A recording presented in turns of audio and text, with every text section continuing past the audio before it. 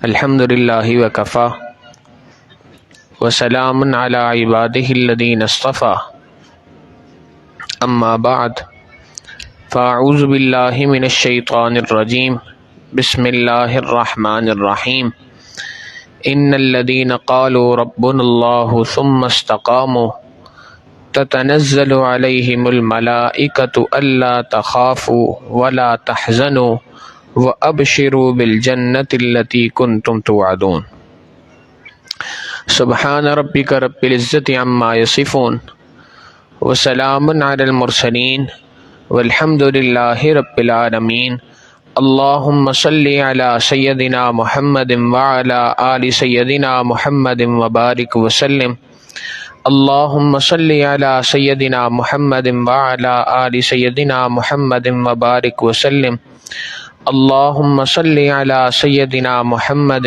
وعلی آل سیدنا محمد وبارک وسلم۔ گزشتہ مجلس میں یہ بات ذکر کی تھی کہ ذی الحجہ کا مہینہ سیدنا ابراہیم علیہ السلام کی طرف منسوب مہینہ ہے، اور محرم الحرام کا مہینہ دو عظیم شخصیات سیدنا عمر فاروق رضی اللہ تعالی عنہ اور سیدنا حسین رضی اللہ تعالیٰ عنہ کی جانب منسوب کردہ مہینہ ہے۔ ذی الحجہ کے مہینے میں ابراہیم علیہ السلام کی زندگی سے ہمیں ایک پیغام ملتا ہے، اور وہ یہ ہے کہ انہوں نے اللہ رب العزت کی خاطر، اس دین کی خاطر انہوں نے قربانیاں پیش کی۔ شریعت مطہرہ نے ایک بات انسان کو سکھلائی ہے کہ ایک چیز ہے مال، اس مال کا کمانا شریعت نے انسان کے اوپر فرض قرار دیا۔ نبی علیہ الصلوۃ والسلام نے فرمایا کسب الحلال فریضۃ بعد الفریضہ، حلال کمانا یہ دیگر فرائض کی طرح ایک اہم فریضہ انسان کے اوپر ہے۔ گویا جیسے نماز ایک فرض ہے، روزہ ایک فرض ہے، حج ایک فرض ہے، ایسے ہی حلال مال کا کمانا یہ ہر بندے کے اوپر ایک فرض ہے۔ مال کمانے کا شریعت نے حکم دیا، اور مال کمانے کے بعد اپنی ضروریات کو اس مال کے ذریعے سے پورا کرنے کا شریعت مطہرہ نے حکم دیا۔ یہاں تک کہ یہ بات فرما دی کہ جو مال تم اپنے اہل و عیال پہ خرچ کرتے ہو اللہ رب العزت کے نزدیک افضل ترین صدقہ ہے۔ تو مال کو اللہ رب العزت نے کمانے کا بھی حکم دیا اور اس مال کو خرچ کرنے کا بھی حکم دیا۔ یہی وجہ ہے کہ انسان دنیا میں مال کماتا ہے، یہ سارا مال کمانے کے بعد، اکٹھا کرنے کے بعد اس مال کو خرچ کرتا ہے اپنی جان کے اوپر۔ لہٰذا بیمار ہو جائے پیسہ خرچ کرے گا، اچھی خوراک کھانے کے لیے مال خرچ کرے گا، اپنے جسم کو سہولت پہنچانے کے لیے مال خرچ کرے گا۔ تو مال کی انسان کے نزدیک اہمیت ہے، لیکن جان کی اہمیت مال سے زیادہ ہے۔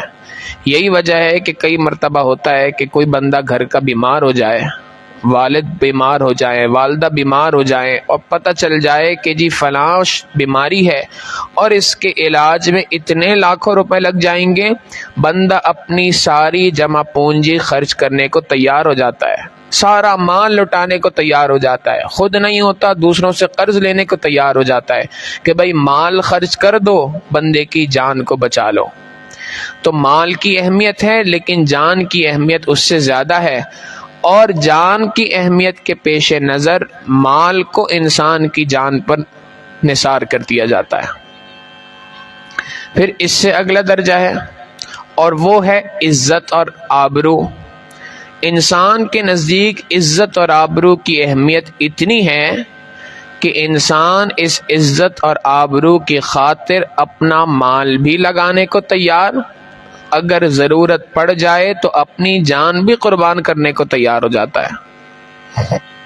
چنانچہ اگر کسی جگہ پر اللہ نہ کرے بندے کو نظر آ جائے کہ یہ ڈاکو آ گئے، اور کوئی ڈاکو میری بیوی کی جانب بڑھ رہا ہے، تو اب اس کو لگتا ہے کہ جی یہ میری عزت کا معاملہ ہے، اب عزت کے اوپر سمجھوتا نہیں ہے، لہٰذا وہ اس کو یہ پتہ ہے کہ سامنے والے کے پاس مہلک ہتھیار موجود ہے، مگر اس ہتھیار کے ہونے کے باوجود پرواہ نہیں کرتا اور اس سے لڑنے بھڑنے کی کوشش کرتا ہے کہ جی جان چلی جائے عزت بچ جائے۔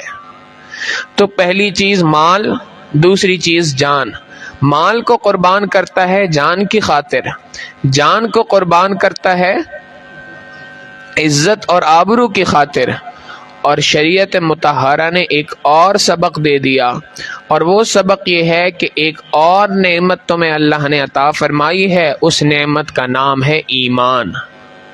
اور اس ایمان کے لیے تمہیں اپنا مال بھی خرچ کرنا پڑے تو مال بھی خرچ کر دو، اپنی جان بھی لٹانی پڑ جائے تو جان بھی لٹا دو، اپنی عزت اور آبرو بھی بیچنی پڑ جائے، اس کو بھی قربان کرنا پڑ جائے تو اس کو بھی قربان کرو، اس لیے کہ ایمان سب سے زیادہ اہم ترین چیز انسان کے پاس ہے۔ اس ایمان کی نعمت سے بڑی نعمت دنیا کے پاس، انسان کے پاس دنیا میں کوئی نہیں۔ لہٰذا ابراہیم علیہ السلام کی زندگی کو اگر دیکھیں تو اس زندگی سے یہی سبق ملتا ہے کہ ابراہیم علیہ السلام نے مال چھوڑا اللہ کی خاطر، اپنے گھر والوں کو چھوڑا اللہ کی خاطر، ایمان کی خاطر مال چھوڑ دیا، والدین کو چھوڑ دیا، سوسائٹی کو چھوڑ دیا، یہ تمام چیزوں کو چھوڑا ابراہیم علیہ السلام نے۔ کس کی خاطر؟ ایک اکیلے اللہ رب العزت کی خاطر چھوڑا، اور ان تمام چیزوں کو چھوڑ کر آگے بڑھ گئے، حتیٰ کہ ایک وقت آیا کہ اولاد کو قربان کریں تو ابراہیم علیہ السلام نے اپنی اولاد کو بھی ایمان کی خاطر قربان کر دیا۔ چنانچہ سیدنا اسماعیل علیہ السلام کی جو قربانی کا فلسفہ ہے، اس کے پیچھے مقصد یہی ہے کہ ایک طرف بیٹے کی زندگی ہے اور دوسری جانب اللہ رب العزت کا حکم ہے، اللہ کے حکم کو آگے رکھا اور بیٹے کی زندگی کو قربان کرنے کے لیے تیار ہو گئے۔ تو ابراہیم علیہ السلام کی زندگی کا فلسفہ یہی تھا کہ انسان کے لیے سب سے زیادہ قیمتی چیز اس کا ایمان ہے۔ اور پھر اسی طریقے سے صحابہ رضوان اللہ علیہم اجمعین کی زندگی میں دیکھیں تو ان کے نزدیک بھی سب سے زیادہ قیمتی چیز اللہ رب العزت کے ہاں ایمان تھی۔ انہوں نے ایمان کی خاطر اپنی جان بھی لٹا دی، مال بھی لٹا دیا، عزت آبرو کے سودے کر لیے، ایمان کا سودا نہ ہونے دیا۔ غزوہ بدر کے موقع پہ مال جتنا مسلمانوں کے پاس تھا وہ بھی خرچ کر ڈالا، اپنی جانوں کو پیش کرنے کے لیے تیار ہو گئے، 313 1000 کے مقابلے میں، یعنی 3 گنا بڑی فوج سے ٹکرانے کے لیے تیار ہو گئے، اس لیے کہ ایمان بچانا ہے، ایمان کی خاطر ٹکرانے کو تیار ہو گئے۔ نتیجہ یہ نکلا کہ اللہ رب العزت نے ان کو فتح نصیب فرمائی۔ تو غزوہ بدر کے موقع پہ بھی صحابہ نے اس سنت کو، اس بات کو زندہ کیا کہ حقیقی چیز ایمان ہے، ایمان کی خاطر مال بھی لٹا سکتے ہیں، ایمان کی خاطر جان بھی لٹا سکتے ہیں، ایمان کی خاطر عزت و آبرو کو بھی لٹا سکتے ہیں۔ ایمان سب سے بڑی نعمت ہے، اور یہی فلسفہ مختلف غزوات میں مسلمانوں کے سامنے رہا۔ چنانچہ غزوہ خندق کے موقع پہ اگر دیکھیں تو اس موقع پہ بھی یہی معاملہ ہے کہ ایک طرف ساری کی ساری مکہ عرب کی جتنی فوجیں تھیں وہ ساری کی ساری ایک طرف تھیں، قبیلے بنو غطفان والے ہیں، بنو ثقیف والے ہیں، مکہ مکرمہ کے رہنے والے ہیں، یہ قریشی لوگ ہیں، یہ سارے کے سارے لوگ ایک ساتھ اکٹھے ہو گئے۔ پھر مدینہ منورہ کے اندر رہنے والے منافقین جو ہیں وہ بھی ان کے ساتھ ہو گئے، مدینہ میں رہنے والے یہودی جو ہیں وہ بھی ان کے ساتھ ہو گئے، یعنی اندر بھی دشمن باہر بھی دشمن، مگر اس کے اور ان کے مقابلے میں مسلمانوں کی تعداد بہت تھوڑی۔ اتنی بڑی آزمائش کہ اللہ رب العزت کو خود یہ بات کہنی پڑ گئی کہ ہنالک ابتلی المؤمنون وزلزلوا زلزالا شدیدا۔ یہ وہ وقت تھا کہ جس موقع کے اوپر اللہ رب العزت نے ایمان والوں کو خوب آزمائش میں مبتلا کیا، وزلزلوا زلزالا شدیدا، اور ان کو اچھے طریقے سے جھنجھوڑ دیا گیا۔ تو سبق ملتا ہے کہ اصل چیز ایمان کی حفاظت ہے، اور یہی سبق صحابہ رضوان اللہ علیہ مجمعین کی خلفائے راشدین کی زندگی میں بھی ملتا ہے۔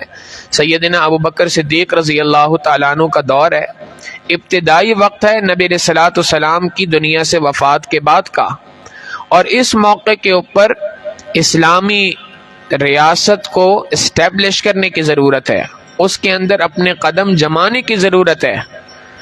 اس موقع کے اوپر جہاں لوگ متزلزل ہو رہے ہیں، لوگ گھبرا رہے ہیں، کچھ لوگ فیصلہ کر بیٹھے ہیں کہ ہم نے مسلمانوں کے ساتھ نہیں رہنا، ایسے موقع کے اوپر چند افراد کھڑے ہوتے ہیں اور کہتے ہیں جی ہم اسلام لے کے آئے ہیں، اسلام کا دعویٰ کرتے ہیں، مسلمان ہیں، نبی علیہ السلام کے زمانے میں اسلام لائے تھے، آج بھی اسلام لے کے آتے ہیں، مسلمان ہیں، بس صرف شرط یہ ہے کہ ہم نبی کو زکوٰۃ دیا کرتے تھے، نبی کے خلیفہ کو زکوٰۃ نہیں دیں گے۔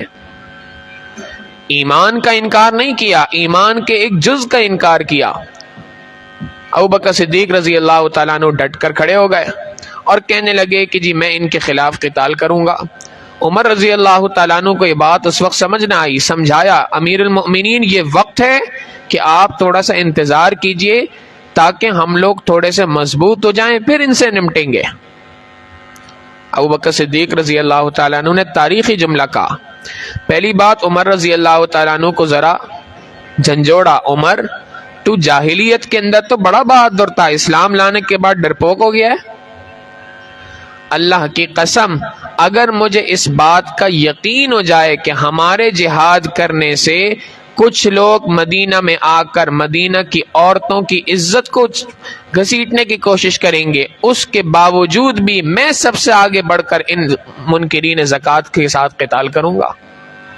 بات سمجھا دی، فلسفہ سمجھا دیا کہ ایمان کو بچانے کے لیے، ایمان کی خاطر انسان اپنی جان، مال، عزت سب کچھ لگانے کو تیار ہے۔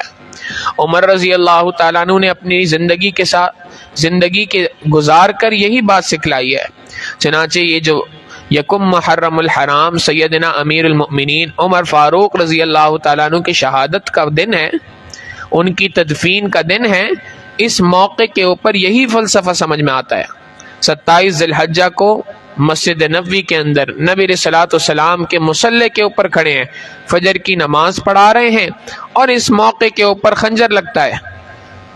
امیر المؤمنین نے نماز کو موقوف کرنے کی کوشش نہیں کی، بلکہ نماز میں اپنی جگہ عبد الرحمن ابن عوف رضی اللہ تعالیٰ عنہ کو کھڑا فرما دیا، خود زخم سہا مگر نماز کو مکمل کروایا کہ دین کا جز ہے، اس کو مکمل ہونا چاہیے، چاہے اس کے مکمل ہوتے ہوتے میری جان چلی جائے۔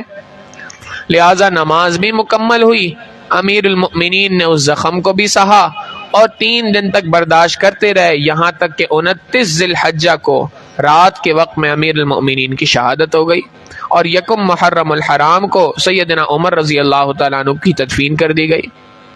تو یہ فلسفہ سمجھا دی اپنی زندگی سے۔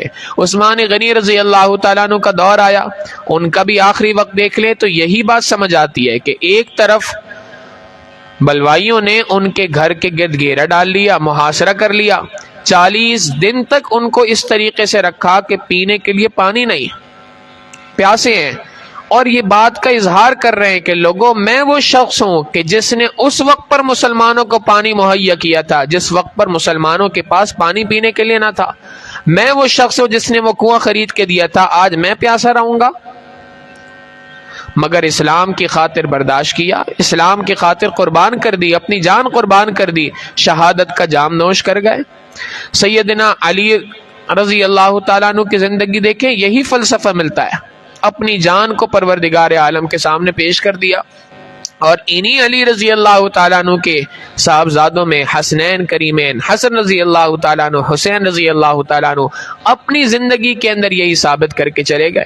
چنانچہ جو 10 محرم الحرام کو سیدنا حسین رضی اللہ تعالیٰ عنہ کی شہادت کا دن ہے، یہ دن بھی یہی فلسفہ سمجھاتا ہے کہ حسین رضی اللہ تعالیٰ عنہ اپنے گھر والوں کے ساتھ، اہل بیت کے ساتھ، اپنی اور اپنے گھر والوں کی جان کو اللہ کے دین کے اوپر قربان کر دیا۔ نہ صرف یہ کہ اپنی جان پیش کی بلکہ اپنے گھر والوں کی جان پیش کر دی، چھوٹے بچوں کی جان پیش کر دی اللہ رب العزت کے دربار میں. کس لیے؟ اس ایمان کی خاطر. فلسفہ ملتا ہے اس پوری کے پوری صحابہ کی زندگی کے ذریعے سے کہ حقیقی بات یہ ہے کہ انسان کے لیے ایمان سب سے زیادہ قیمتی ترین چیز ہے.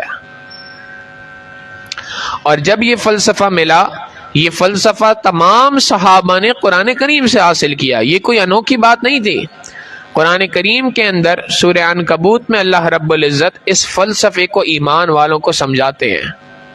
اور چونکہ یہ مکہ مکرمہ میں اس زمانے میں یہ صورت نازل ہوئی کہ جب ایمان والوں کے اوپر بہت زیادہ ظلم و ستم ڈھائے جاتے تھے. حضرت بلال رضی اللہ تعالیٰ عنہ کے واقعات مشہور ہیں، حضرت خبیب رضی اللہ تعالیٰ عنہ کے واقعات مشہور ہیں، حضرت سمیہ رضی اللہ تعالیٰ عنہ کا واقعہ مشہور ہے. ان واقعات کے درمیان میں قرآن کریم کی یہ صورت نازل ہوتی ہے اور اللہ رب العزت اس صورت میں ایمان والوں کو سمجھاتے ہیں. احسب الناس ان يتركوا ان يقولوا آمنا وهم لا يفتنون، کیا تم نے یہ بات گمان کر لی ہے، کیا لوگوں نے یہ سمجھ لیا ہے کہ ایمان لانے کے بعد ان کو آزمایا نہیں جائے گا، ان کے اوپر کوئی مشکل پیش نہیں آئے گی؟ ایسا نہیں ہے. وَلَقَدْ فَتَنَّ الَّذِينَ مِن قَبْلِهِمْ، جو لوگ پہلے اس دنیا سے گزر چکے پچھلی قوموں میں، ان کے اوپر بھی آزمائشیں آئی تھی، اور جیسے ان کے اوپر آزمائشیں آئیں تمہارے اوپر بھی آزمائشیں آئیں گی. لہٰذا اللہ رب العزت نے قرآن کریم کی صورت میں مختلف قوموں کے تذکرے فرمائے. نوح علیہ السلام کا تذکرہ فرمایا، ابراہیم علیہ السلام کا تذکرہ کیا، لوط علیہ السلام کا تذکرہ کیا، موسیٰ علیہ السلام کا مختصراً تذکرہ کیا. تمام انبیاء کے تذکرے فرمائے، بڑے بڑے انبیاء کے ذکر فرمایا. اور یہ سارے انبیاء کا ذکر فرما کر یہ بات سمجھائی ہے کہ ان تمام انبیاء نے ایمان کی خاطر، دین کی خاطر اپنی جان، مال، عزت، آبرو سب کچھ لٹا دی ہے ایمان کو بچانے کی کوشش میں. لہذا اصل چیز ایمان ہے. یہ بہت بڑی نعمت ہے جو اللہ رب العزت نے عطا فرمائی ہے. اب یہ ساری بات فرما کر اللہ رب العزت آگے بات فرماتے ہیں کہ اچھا یہ تو تمہیں سمجھ آ گیا کہ ایمان بہت بڑی نعمت ہے، مگر یہ ایمان مضبوط کیسے ہوگا، ایمان تمہارا بڑھے گا کیسے، کیسے تم ایمان والی زندگی گزار سکتے ہو. صحابہ کو جو یہ ایمان والی زندگی ملی تھی کہ انہوں نے اللہ کی خاطر اپنی جان، مال، عزت، آبرو سب لٹانے کو تیار ہو گئے، تو یہ دل کی ایک کیفیت کا نام ہے. دل کے اندر ایمان کی نعمت اتنی مضبوط تھی صحیح کہ اس نعمت، اس کیفیت کی وجہ سے وہ اللہ کے دین کے سامنے، اللہ کے دین کی خاطر ڈٹ کر کھڑے ہو گئے. وہ نعمت کیسے ملے گی؟ قرآن کریم نے یہ بات سمجھا دی کہ اگر تم پچھلے انبیاء کی طرح اپنے آپ کو دین پر ثابت قدم رکھنا چاہتے ہو تو 3 کام کرنے کی ضرورت ہے. پہلی بات فرما دی، اتل ما اوحی الیک من الکتاب، قرآن کریم کی تلاوت کرتے رہو. قرآن کریم کی تلاوت مسلسل کرنے کی برکت سے اللہ رب العزت تمہارے ایمان کو مضبوط فرمائیں گے. مفسرین نے لکھا ایک ہے قراءت، ایک ہے تلاوت، دونوں میں بڑا فرق ہے. قراءت قرآن کریم کی الفاظ کی ادائیگی کو کہتے ہیں، کوئی شخص بھی پڑھ لے یہ قراءت ہے. تلاوت اور قراءت میں فرق ہے. تلاوت کہتے ہیں کہ انسان قرآن کریم کے معنی کو سمجھ کر عمل کی نیت سے پڑھے. قرآن کریم کے معنی کو سمجھ کر عمل کی نیت کے ساتھ پڑھنے کو تلاوت کہا جاتا ہے. لہذا قرآن کریم کے الفاظ کے ساتھ، قرآن کریم کے معنی کے ساتھ، قرآن کریم کے مفہوم کے ساتھ اپنا شغف پیدا کرو. اپنی زندگی کے اندر 24 گھنٹے کی زندگی میں کوئی ایک وقت ہمارا مقرر ہونا چاہیے کہ روزانہ میں قرآن کریم کے کچھ حصے کو پڑھوں گا، قرآن کریم کو سیکھوں گا. بھلے ایک آیت صحیح روزانہ، لیکن کچھ نہ کچھ قرآن کریم کے معنی اور مفہوم کو سمجھنے کی کوشش کروں گا اور قرآن کریم کی آیات پہ عمل کروں گا. ایمان کو بڑھانے کے لیے، ایمان کو مضبوط کرنے کے لیے قرآن کریم کی تلاوت یہ پہلا کام ہے جو قرآن کریم سکھلا رہا ہے. اور دوسرا کام فرمایا وَأَقِمِ الصَّلَاةَ، نماز کو قائم کرو. یہ نہیں کہا کہ نماز پڑھو، بلکہ فرمایا نماز کو قائم کرو۔ مفسرین نے لکھا نماز کے قائم کرنے کے لیے 5 چیزوں کا ایک ساتھ جمع ہونا ضروری ہے۔ نمبر 1 مسجد کے اندر نماز کا پڑھنا، نمبر 2 جماعت کے ساتھ نماز کا پڑھنا، نمبر 3 تکبیر اولی کے ساتھ نماز کا پڑھنا، نمبر 4 سنن اور مستحبات کی رعایت کرتے ہوئے نماز کا پڑھنا، اور نمبر 5 خشوع و خضوع کے ساتھ نماز کا پڑھنا۔ یہ 5 چیزیں جمع ہوتی ہیں تو نماز کا قائم کرنا کہلاتا ہے، اور اگر یہ 5 چیزیں جمع نہ ہوں تو وہ نماز کا قائم کرنا نہیں کہلائے گا، نماز کا پڑھنا کہلائے گا۔ حدیث مبارکہ میں آتے ہیں نبی علیہ الصلوۃ والسلام نے فرمایا کہ بعض لوگ نماز اس طریقے سے پڑھتے ہیں کہ جب وہ نماز پڑھ کے فارغ ہوتے ہیں تو ان کی نماز انہی کے منہ پہ پھٹے کپڑے کی طرح مار دی جاتی ہے۔ تو ہر بندے کی نماز قبول نہیں ہوتی، نماز کو بنانے کی محنت کرنی چاہیے، اس محنت میں لگنا چاہیے۔ اگر نماز کو بنانے کی محنت میں نہیں لگیں گے تو نماز کا قائم کرنا نہیں کہلائے گا۔ میں پھر عرض کروں، نماز کو قائم کرنے سے مراد 5 چیزوں کا اہتمام ہے۔ نماز کو جماعت کے ساتھ پڑھنا، مسجد کے اندر پڑھنا، تکبیر اولی کے ساتھ پڑھنا، سنن اور مستحبات کی رعایت کرتے ہوئے پڑھنا، اور خشوع و خضوع کے ساتھ نماز پڑھنا۔ قرآن کریم کہتا ہے ان الصلاۃ تنہا عن الفحشاء والمنکر، بے شک یہ نماز تمہیں فحاشی سے اور برے کاموں سے روکا کرتی ہے۔ المنکر کا لفظ برے کاموں کے لیے آتا ہے، تمام کے تمام برے کام اس کے اندر شامل ہیں، مگر قرآن کریم نے ان برے کاموں میں سے ایک برائی کا تذکرہ بہت زیادہ خصوصی الفاظ کے ساتھ فرمایا، الفحشاء، جو فحاشی کے کام ہیں اور فحاشی کی باتیں ہیں۔ نماز تمہیں فحش باتوں سے بھی روکتی ہے، فحش کاموں سے بھی روکتی ہے، اور دیگر تمام برائیوں سے بھی روکتی ہے، اس لیے کہ فحاشی، فحش گوئی اور فحش جوئی، فحش باتیں کرنا اور فحش کام کرنا، یہ حقیقتاً تمام کی تمام برائیوں کا دروازہ ہے، اس کے ذریعے سے ہر قسم کی برائیوں کا دروازہ کھل جایا کرتا ہے۔ لہذا فرما دیا کہ فحش باتیں، فحش کام اور دیگر تمام برائیوں سے نماز تمہیں روکتی ہے۔ اب ہر بندے کو گریبان میں جھانک کے دیکھنا چاہیے کہ قرآن کریم تو یہ سمجھا رہا ہے کہ نماز انسان کو دیگر تمام کی تمام برائیوں سے روکتی ہے۔ کیا میری زندگی کے اندر سے گناہ نماز کی وجہ سے ختم ہو رہے ہیں؟ اتنے سالوں سے نماز پڑھ رہا ہوں، کیا یہ نماز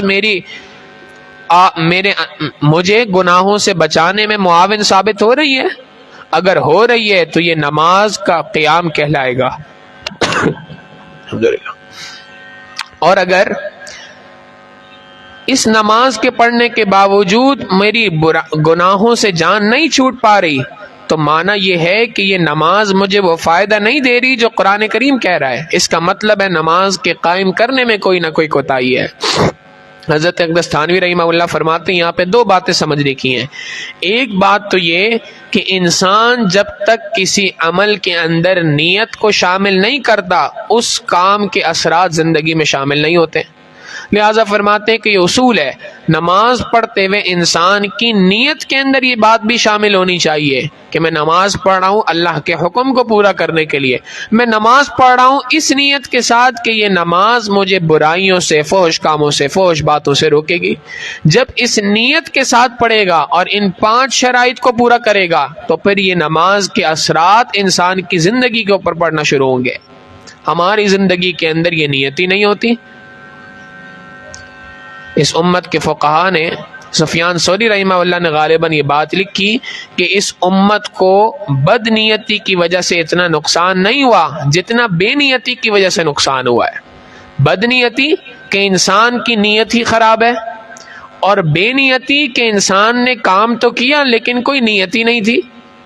مثال کے طور پہ مسجد میں ہم 5 مرتبہ جاتے ہیں، لیکن مسجد میں جاتے ہوئے کئی نیتیں ہیں جن کو کیا جا سکتا ہے۔ ایک نیت نماز کے پڑھنے کی، ایک نیت اپنے مسلمان بھائیوں سے ملاقات کی، ایک نیت مسلمانوں کی چہروں کی زیارت کرنے کی، ایک نیت نیکوں کی صحبت میں بیٹھنے کی، بہت ساری نیتیں جن کو اکٹھا کیا جا سکتا ہے۔ تو فرمایا کرتے تھے کہ اس امت کو بد نیتی سے اتنا نقصان نہیں پہنچا جتنا بے نیتی کے ساتھ نقصان پہنچا ہے۔ اور مثال بیان کی کہ جیسے انسان کا لباس تبدیل کرنا روزانہ کرتا ہے بندہ، لیکن اس لباس کے تبدیل کرتے ہوئے نیت نہیں ہوتی، یہی وجہ ہے کہ ثواب نہیں ملتا۔ وہ کہاں نے تو یہاں تک لکھا کہ صرف لباس کے تبدیل کرنے میں 27 نیتوں کو ایک ساتھ جمع کیا جا سکتا ہے۔ تو بہرحال نماز کو پڑھتے ہوئے بھی یہ نیت ہونی چاہیے کہ یہ نماز مجھے برائی کے کاموں سے، فحش گوئی سے، فحش باتوں سے روکے گی، تو نماز کے اثرات انسان کی زندگی پہ مرتب ہوتے ہیں۔ تو قرآن کریم نے پہلا کام یہ کہا کہ تم قرآن کریم کی تلاوت کرو، اس کے ذریعے سے ایمان کی مضبوطی آئے گی۔ دوسری بات کہی نماز کو قائم کرو، اور تیسری بات فرمائی وَلَذِكْرُ اللَّهِ اکبر، یہ اللہ کی یاد تو بہت بڑی نعمت ہے جو اللہ رب العزت انسان کو عطا فرماتے ہیں، لہٰذا اللہ کی یاد کے اندر لگو۔ جب انسان اللہ کو یاد کرتا ہے تو اس اللہ کو یاد کرنے کی برکت سے اس کے دل کے اندر یہ صلاحیت پیدا ہو جاتی ہے کہ نماز کے اثرات اس کے اوپر مرتب ہونا شروع ہو جاتے ہیں۔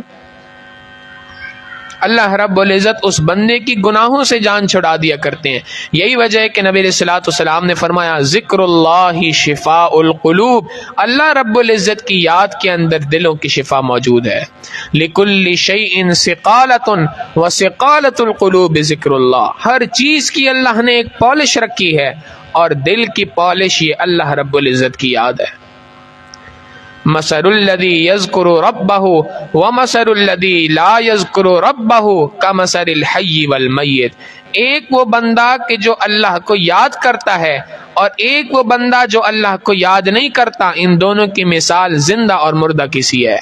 جو اللہ کو یاد کرتا ہے وہ تو زندہ انسان ہے، اور جو اللہ کو یاد کرنے کے لیے جس کے پاس وقت ہی نہیں ہے، جس کا کلیم یہ ہے کہ جی مجھے اللہ کو یاد کرنے کے لیے ٹائم نہیں ملتا، تو پھر اس بندے کی مثال مردہ کسی ہے۔ جو اللہ کو یاد کرتا ہے، اللہ کو یاد کرنے والے بندے کی مثال زندہ کسی ہے، اللہ کو بھلانے والے کی مثال مردہ کسی ہے۔ قرآن کریم میں اللہ تعالیٰ فرماتے ہیں کہ کل قیامت کے دن جو لوگ دنیا میں اللہ کو بھول گئے، ان کو کل قیامت کے دن یہ بات کہی جائے گی کہ جیسے تم دنیا کے اندر اللہ کو بھول گئے تھے، وَكَذَلِكَ الْيَوْمَ تُنْسَى، آج تمہیں بھی اسی طریقے سے بھلا دیا جائے گا۔ تم نے دنیا کے اندر اللہ کی یاد کو اگنور کیا تھا، آج تمہیں اللہ کی ذات اگنور کرے گی، آج تمہیں اللہ کی جانب سے کوئی جواب نہیں ملے گا، اس لیے کہ تم اللہ کی یاد سے غافل رہے، تم نے اللہ کی یاد کو کوئی نعمت ہی نہیں سمجھا۔ آج اگر کوئی بندہ کہیں بیٹھ کر ذکر کر رہا ہو، مراقبہ کر رہا ہو، تو ہم یہ بات سمجھتے ہیں اور یہ بات ذہنوں میں ہوتی ہے، جی یہ نفلی کام کر رہا ہے، ٹھیک ہے کہ نفلی کام ہے، فارغ آدمی ہے اس وجہ سے بیٹھ کے نفلی کام کر رہا ہے۔ اور کئی مرتبہ یہ بات بھی کہتے ہیں کہ جی میں تو بڑا مصروف آدمی ہوں، وقت کیسے نکالوں؟ گویا یہ بات کہی جا رہی ہے کہ یہ ذکر کرنا تو فارغ لوگوں کا کام ہے، میں تو بڑا مصروف، میں کیسے وقت نکالوں؟ بھئی یہ سوچیں کہ ہم یہ وقت کس کے لیے نکال رہے ہیں۔ قرآن کریم یہی بات تو سمجھا رہا ہے، وَلَذِكْرُ اللَّهِ اکبر، یہ اللہ کی یاد تو بہت بڑی نعمت ہے، ہر بندے کو میسر نہیں ہوتی۔ نبی علیہ الصلوۃ والسلام نے تو اللہ رب العزت سے مانگی یہ چیز، اللہم اعنا علی ذکرک، اے اللہ مجھے میری مدد فرما دیجئے اپنی یاد کو برقرار رکھنے میں۔ ہمارے حضرت فرماتے ہیں کہ ایک مرتبہ ایک شخص کہیں ملا اور اس نے بات کہی کہ کیا تم جہاں جاتے ہو اللہ اللہ کی بات کرتے ہو، ہر وقت اللہ اللہ کرتے رہتے ہو، یہ کیا ہر وقت اللہ اللہ کرنا ہے؟ فرماتے میں نے اس کے سامنے ہاتھ جوڑ دیے اور اس سے بات کہی کہ بھائی بس کل قیامت کے دن اللہ کے دربار میں اتنی ہی گواہی دے دینا کہ اللہ اس کو دنیا میں اللہ اللہ کرنے کے سوا کوئی دوسرا کام ہی نہ تھا، میری بخشش کا ذریعہ بن جائے گا۔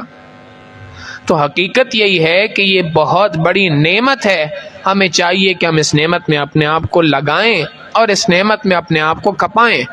تو دین اسلام، دین اور ایمان یہ انسان کے لیے بنیادی چیز ہے، یہ سب سے زیادہ قیمتی چیز ہے اللہ رب العزت نے جو عطا فرمائی۔ سب سے بڑی نعمت ایمان کی نعمت ہے، اور ایمان کی نعمت کو برقرار رکھنے کے لیے قرآن کریم نے 3 باتیں بیان فرمائی کہ تمہارا ایمان بنے گا، تمہارا ایمان مضبوط ہوگا، اس کے لیے سب سے پہلی شرط کہ تم قرآن کریم کے معنی اور مفہوم کو سمجھ کر عمل کرنا شروع کر دو، دوسرا کام نماز کو قائم کرنا شروع کر دو، اور تیسرا کام اللہ کی یاد کے اندر لگ جاؤ۔ یہ تین کام کرو گے تو تمہیں دین کے اوپر، اسلام کے اوپر استقامت نصیب ہو جائے گی۔ ان الذین قالوا ربنا اللہ، بے شک وہ لوگ جنہوں نے یہ بات کہی کہ ہمارا پروردگار اللہ رب العزت ہے، ثم استقاموا، پھر اس بات کے کہنے کے بعد ایمان پر ڈٹ کے کھڑے ہو گئے، تتنزل علیہم الملائکہ، فرشتے ان کے اوپر اترنا شروع ہو جاتے ہیں، اللہ تخافوا ولا تحزنوا، نہ خوف کرو نہ غم کرو، وابشروا بالجنہ، جنت کی خوشخبری کو تم سن لو، التی کنتم توعدون، جس کا تم سے دنیا میں وعدہ کیا گیا تھا۔ تو یہ ثمرہ ہے، یہ نتیجہ ہے اس بات کا کہ انسان اللہ رب العزت کے دین کے اوپر، ایمان کے اوپر ڈٹ کے کھڑا ہو جائے، ایمان لائے، اور ایمان لانے کے بعد ثم استقاموا، ایمان کی نعمت کے اوپر ڈٹ کے کھڑا ہو جائے۔ اللہ رب العزت سے دعا ہے کہ پروردگار عالم ہمیں ایمان کی نعمت عطا فرمائے، اور ایمان کی نعمت کے ساتھ زندگی گزارنے کی توفیق عطا فرمائے، ایمان کی نعمت کے ساتھ اس دنیا سے اٹھنے کی توفیق عطا فرمائے۔ وآخر دعوانا ان الحمد للہ رب العالمین۔ مراقبہ کر لیجئے، پھر دعا کرتے ہیں۔ آنکھوں کو بند کر لیں، سر کو جھکا لیں، دنیا اور جو کچھ دنیا میں ہے اس سے ہٹ کٹ کے اللہ رب العزت کی یاد میں ڈوب جائے۔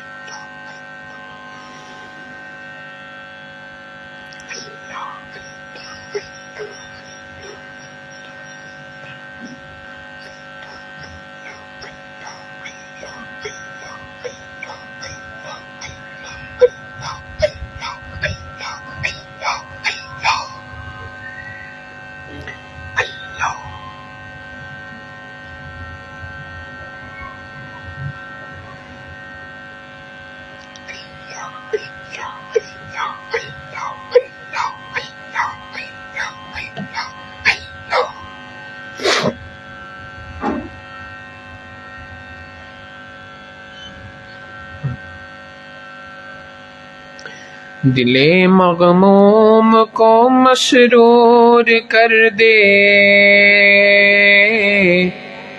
دل بے نور کو پر نور کر دے، دل مغموم کو مسرور کر دے، دل بے نور کو پر نور کر دے، فیروزاں دل میں شمع طور کر دے، فیروزاں دل میں شمع طور کر دے، یہ گوشہ نور سے معمور کر دے، ہے میری گھات میں خود نفس میرا، ہے میری گھات میں خود نفس میرا، خدایا اس کو بے مقدور کر دے، میں وحدت پلا مقرور کر دے، محبت کے نشے میں چور کر دے، میرا ظاہر سنور جائے الہی، میرا ظاہر سنور جائے الہی، میرے باطن کی ظلمت دور کر دے، دل مغموم کو مسرور کر دے، دل بے نور کو پر نور کر دے۔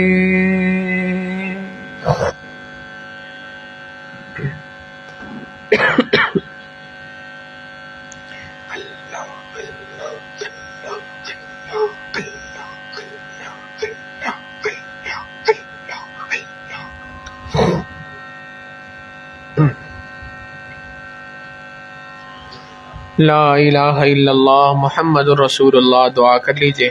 سبحان ربی الوہاب، اللہم صلی علی سیدنا محمد وعلی آل سیدنا محمد وبارک وسلم۔ ربنا ظلمنا انفسنا وان لم تغفر لنا وترحمنا لنکونن من الخاسرین۔ کریم آقا، ہم آپ کے گناہ گار سیاہ کار بندے ہیں، اللہ ہمارے گناہوں کو معاف فرما، ہماری خطاؤں سے درگزر فرما، ہمارے عیبوں کی پردہ پوشی فرما۔ اے کریم آقا، ہمارا یہاں مل بیٹھنا قبول فرما، اللہ یہاں پہ ہمارا اکٹھا ہونا قبول فرما۔ جس طرح آپ نے ہمیں یہاں پر اکٹھا فرمایا، اللہ ہمیں جنت میں بھی اسی طریقے سے اکٹھا فرما۔ کریم آقا، رحمتوں کا معاملہ فرما، کرم کا معاملہ فرما، مہربانی کا معاملہ ہمارے ساتھ فرما۔ میرے مالک، جو گناہ ہم نے دن میں کیے معاف فرما، جو گناہ راتوں میں کیے معاف فرما، جو گناہ چھپ کر کیے معاف فرما۔ اے اللہ، جو گناہ علانیہ کیے معاف فرما، اللہ جو گناہ یاد ہیں وہ بھی معاف فرما، جو گناہ کر کے بھول چکے ہیں اللہ ان گناہوں کو بھی اپنی رحمت سے معاف فرما۔ میرے مالک، ہماری زندگی تو اے اللہ گناہوں کے دلدل میں دھسی ہوئی ہے، اے اللہ آپ کی ایک نظر کرم کی ضرورت ہے۔ میرے مالک، ہمیں اس دلدل سے آزاد فرما دیجئے، اس دلدل سے نکال دیجئے، ہمیں گناہوں سے پاک صاف زندگی گزارنے کی توفیق عطا فرما دیجئے۔ اے اللہ، آپ نے خود تو قرآن کریم میں بات فرمائی، وَلَوْلَا فَضْلُ اللَّهِ عَلَيْكُمْ وَرَحْمَتُهُ مَا زَكَىٰ مِنْكُمْ مِنْ أَحَدٍ أَبَدًا۔